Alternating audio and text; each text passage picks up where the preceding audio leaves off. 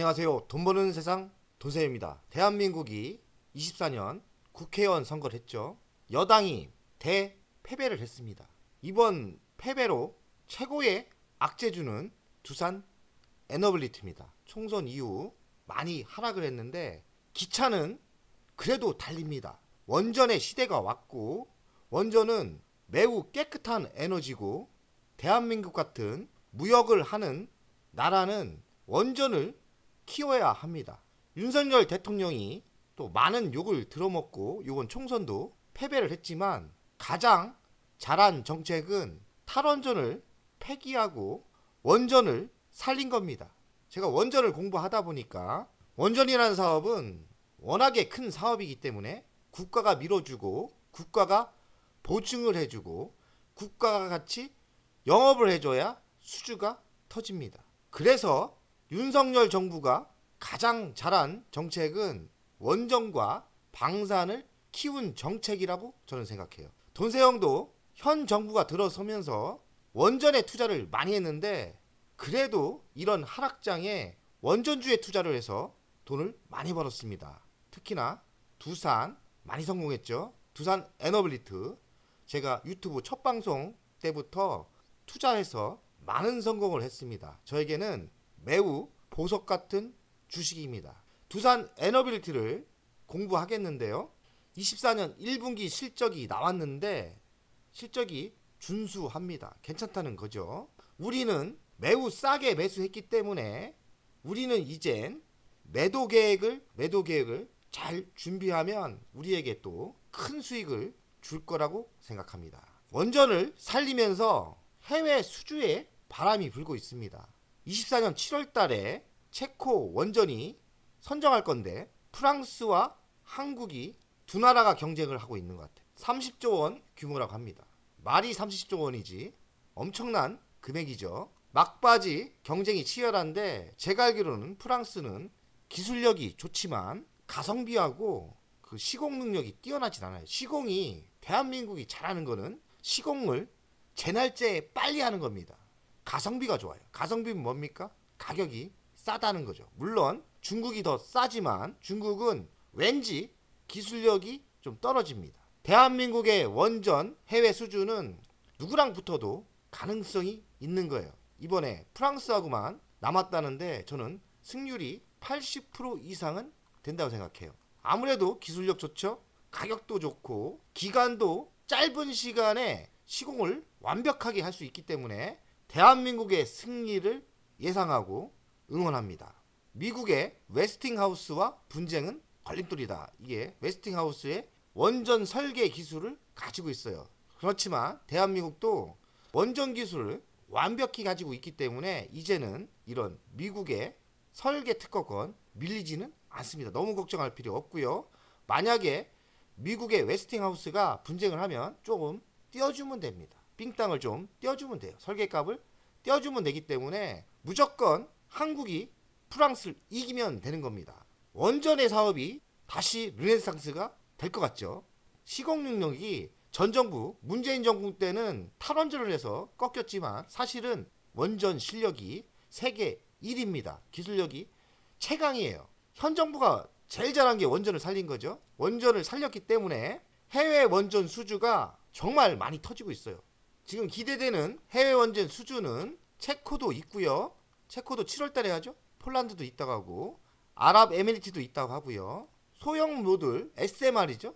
이쪽도 경쟁력이 있습니다. 두산 에너빌리티는 원전만 잘하는 게 아니라 신재생 에너지, 해상 풍력의 실력도 있고 수소 에너지의 경쟁력도 있습니다. 두산 에너빌리티 목표가가 지금 최소 22,000원이라고 합니다. 우리는 얼마에 매도를 할지 계획만 잘 짜면 됩니다. 올해 수주 전망을 보니까 6.3조 정도 유지가 된다고 해요. 뭐 더 터질 수도 있고 최소 6.3조가 유지된다.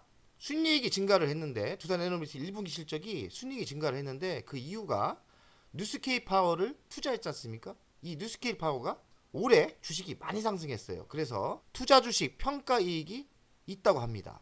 그리고 투르키에 사우디도 수주를 활동 중이고 그리고 국내에서도 대한민국 현 정부가 총선에 졌지만 윤석열 정부는 원전을 포기하지 않을 거예요. 그래서 국내에서도 신규 원전 계획이 좀 크게 나오지 않을까 이런 기대를 하고 있습니다. 여당 야당 싸우지 말고 원전은 대한민국의 미래입니다. 그 이유는 가장 싸기 때문에 그래요. 태양열 좋으면 뭐합니까? 비싼데. 그리고 풍력 우리나라 바람 안 불어요. 솔직히 우리나라의 지형에 맞지 않습니다. 우리나라는 원전을 안 살리면 희망이 없는 나라예요. 우리 원전을 프랑스처럼 70%대로 과감하게 올려야 된다고 저는 개인적으로 생각합니다. 두산 에너빌리티 1분기 실적이 나왔는데 매출은 전년 대비 1.4% 증가를 했고요. 영업이익은 조금 줄었어요. 1.78. 하지만 당기 수익률은 52% 증가를 했습니다. 제가 또 뒤져보니까 좋은 거 뭐냐? 순차입금 빚이죠. 빚이 작년 대비 3조 4,835억에서 1조 8천억대로 줄었어요. 42% 감소가 된 겁니다. 이거 대단한 거예요. 빚이 3조가 넘었었는데 1조대가 된 겁니다. 그 얘기 뭡니까? 재무가 매우 좋아졌다. 빚이 없어졌기 때문에 이자 비용 덜 내죠? 아무래도 영업이익, 당기순이익이 올라옵니다. 저는 순차입금이 반토막이 됐다는 거에 두산 에너빌리티가 이제는 미래가 있다고 생각합니다. 그 이유를 보니까 조기 수급, 그러니까 공사하고 돈이 바로바로 들어온 거죠. 두산 바켓이 돈을 많이 벌어서 빚을 좀 갚았나 봐요. 두산 에너빌리티가 미래가 저는 밝다고 생각합니다. 우리는 넉넉하게 여유롭게 매도만 잘하시면 돼요. 두산 에너빌리티 실적을 보니까 24년도는 매출액이 좀 줍니다. 영업이익도 좀 주는데 25년부터 또 올라가더라고요. 당기순이익이 좀 올라갔죠. 아무래도 빚을 갚으니까 그렇겠죠. 부채 비율은 127%, 169%에서 많이 줄었죠. 점점 빚이 없어집니다. 유보율은 88%, 현금이 그렇게 많은 기업의 위치는 아니고요. 현금이 없다 보니까 아직까지는 배당을 안 줘요. 두산 에너빌리티보단 두산을 더 좋아합니다. 하지만 두산이 기회를 안 주네요. 추가 매수에 기회를 안 줍니다. 우리는 두산 에너빌리티보다는 만약에 두산이 대외적인 악재로 하락을 한다면 두산 에너빌리티보다는 두산이 맞다 생각해요. 두산은 배당을 매우 잘 주지 않습니까? 그래서 두산이 최고다. 두산 에너빌리티 미래 실적을 보겠습니다. 24년 매출은 줄지만 25년부터 매출이 다시 오릅니다. 6.58 늘고요. 26년도도 매출액이 한 5%대 들어요. 이제 살아나는 거죠. 영업이익은 증가를 합니다. 1조 5천억. 그리고 26년도 영업이익이 늘어나요. 미래 실적 24년만 정체를 하고 25년, 26년 막강한 수주량에 따라 두산 에너빌리티 미래 실적은 매우 좋아진다고 봐야 됩니다. 두산 에너빌리티를 매도 계획을 너무 싸게 매도할 필요는 없다고 생각합니다. 두산 에너빌리티를 가치평가를 하겠습니다. 시가총액은 11조 2,995억. 26년 기준으로 한번 보겠습니다. 26년 매출은 19조예요. 그리고 5%대 증가를 하고 26년 영업이익 예상은 1조 8천억대예요.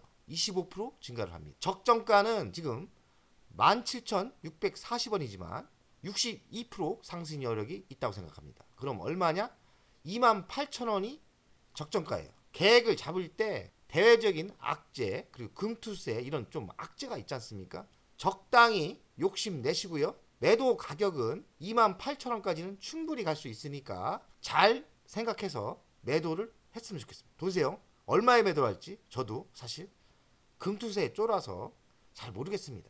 우리가 강력하게 금투세 폐지를 야당에 요구를 해야 돼요. 만약에 금투세만 잘 정리된다면 두산 에너빌리티는 28,000원대까지 상승할 수 있습니다. 미래의 먹거리는 신원전 SMR에 있고 또 수소에너지의 강자거든요. 그리고 아까 두산 바켓이 돈을 많이 벌어서 빚을 많이 갚았지 않습니까? 자회사 두산 바켓도 매우 중요하다. 그리고 LG 화학과 폐배터리 재활용 사업을 하고 있다. 호재가 있습니다. 두산 에너빌리티 월간 차트를 보겠습니다. 돈세영이 정치적으로 많은 피해를 봤어요. 왜냐면 돈세영이 두산 에너빌리티 그 당시 두산중공업이죠. 두산중공업을 2,500원대 제가 집중 투자를 하려고 했어요. 그리고 제 목표가는 10배 25,000원까지 고를 하려고 했던 거예요.